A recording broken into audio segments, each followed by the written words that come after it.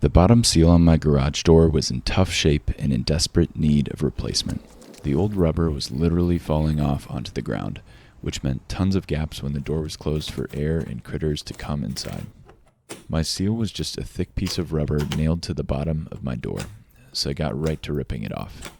I used a crowbar to pry out all of the old rusty nails. I picked up a 16.5-foot garage door seal kit from Mr. Bezos for $60. My double door was 16 feet wide. The kit came with tape, screwdriver, screws, and the tracks that the seal would be attached to. Each track gets screwed into the bottom edge of the garage door through these holes, and then the rubber seal slides through these little grooves once the track is mounted on the bottom of the door. Before attaching anything, I wanted to figure out how the install would work. I wanted to make sure the new tracks and seal would fit alongside the door when opening and closing the door.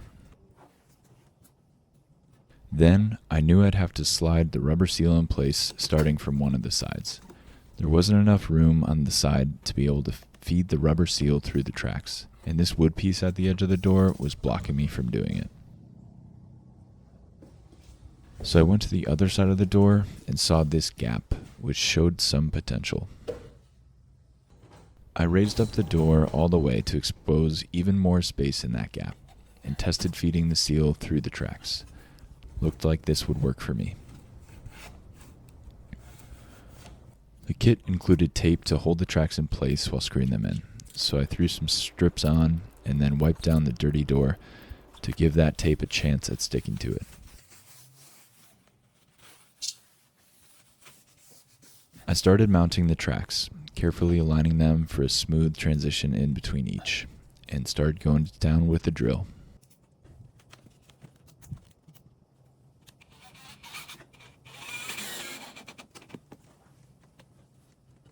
The tape method was fine, but after a few tracks, I realized it was just easier to hold each piece of the track while screwing it in place.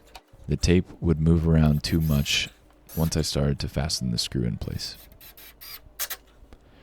When I reached the end of the door, I had a little bit too much track. I marked my measurement and took it to the chopping block.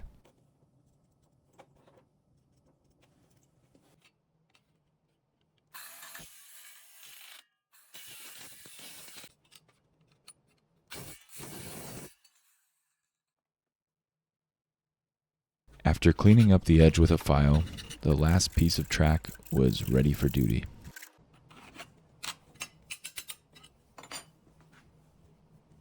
I sprayed on some WD-40 to help make the rubber seal slide through the track more easily. This helped a lot. It was super helpful to have a sidekick for the final step. One person pushing material through the gap in the side of the garage, while the other was pulling from the leading edge, worked out well, and it slid in place much more easily than I anticipated. I was planning for a battle.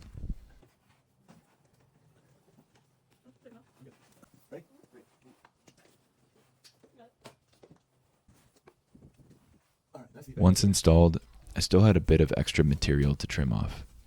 I first tried cutting it with scissors, which didn't work, but a mini handsaw did the trick.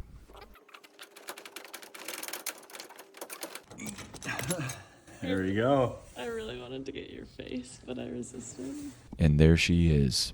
I'm pretty pleased with how this turned out. My tracks weren't perfectly aligned and flush throughout the bottom edge, but that wasn't necessary. The bottom of the door looks pretty clean.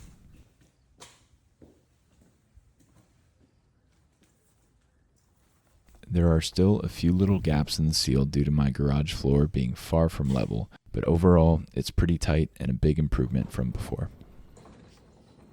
For the degree of difficulty for this DIY project, I'll give this one a 3 out of 10. It was pretty straightforward and easier than I thought. The kit I used did the job. I'll leave a link in the description if you're looking to do this at your place. And as always, I hope this video helps you out. Good luck on your projects and have a great day.